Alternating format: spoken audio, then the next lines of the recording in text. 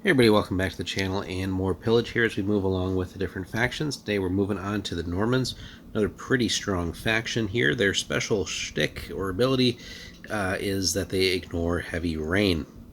So, situational obviously, but if we have heavy rain, they can ignore the effects of that. So let's jump in and see what they have. They don't have any unique units per se, so we've kind of already covered that with the Vikings and Saxons.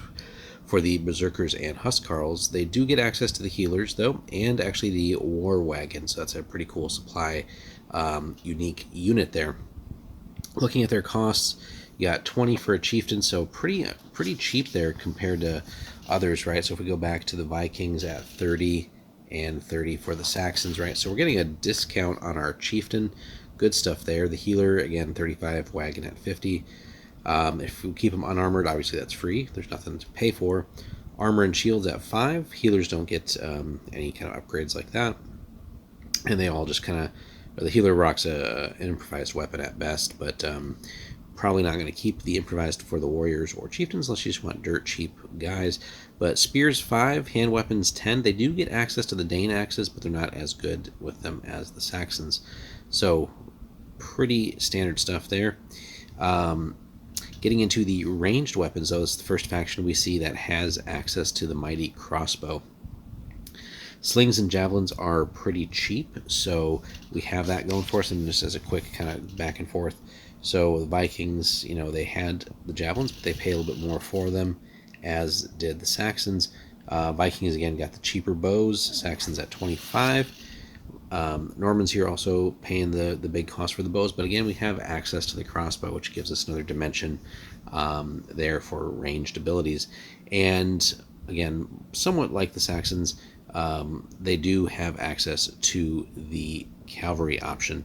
So getting the horse and then banners as well, and war horns for the list. Again, typical cost there. No warhounds, wasn't really their thing, but we do have access to cavalry. Now, I was surprised they didn't do anything special here for the cavalry in the list, but that's fine. Like they have basically access to just about everything.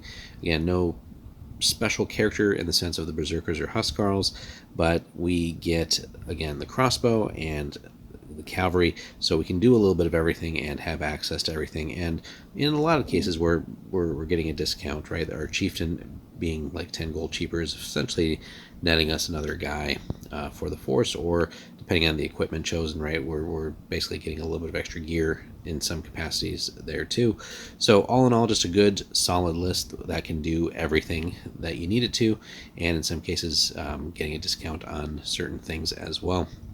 So the Normans, pretty powerful.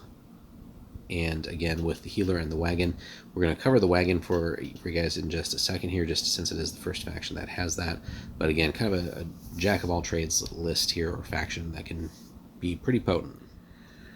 Alrighty guys, we're back, and here we go with the supply wagon again. We're going to pay a pretty hefty cost for that wagon, but here's what we get for that.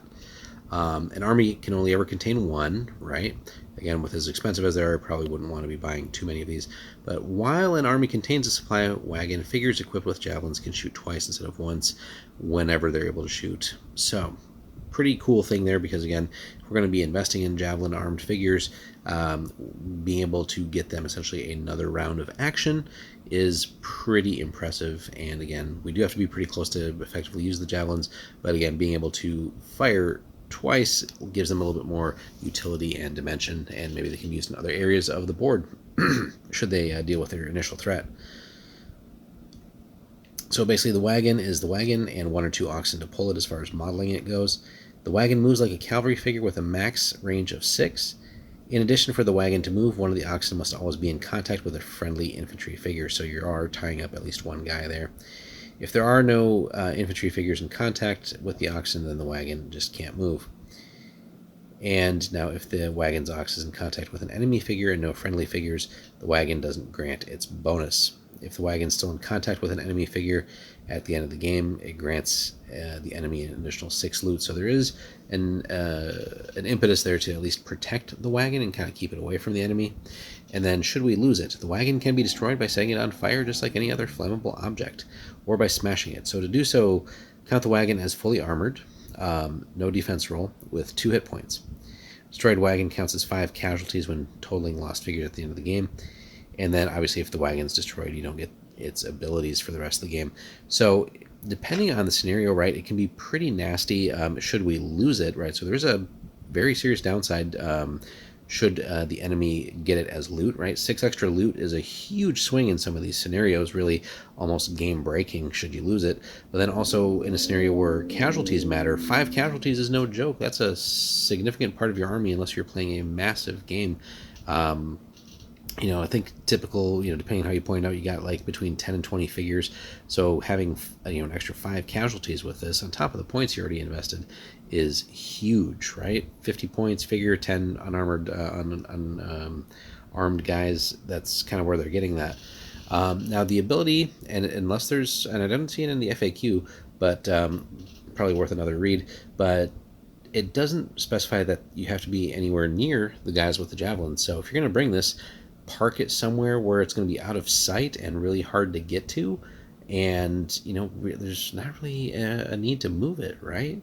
Unless it's for some weird scenario purpose. But as far as the way it indicates, it doesn't have to be any kind of proximity to the guys with the javelins, so it's just there to essentially provide the extra ammo.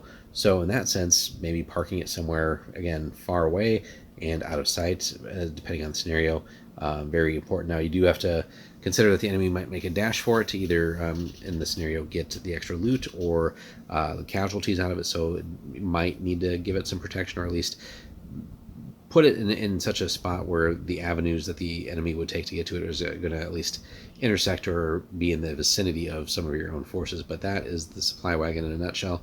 But yeah, the Normans, pretty cool list here. Obviously really cool history behind all that, but a fun list that can do a little bit of everything. And again, we're getting the first taste here of the mighty crossbow. So let us know, guys, if you've played the Normans, any successes so far, what matchups have you seen favorable for you, and where have you had difficulties. Hit us up in the comments, like and subscribe, and we'll see you in the next one.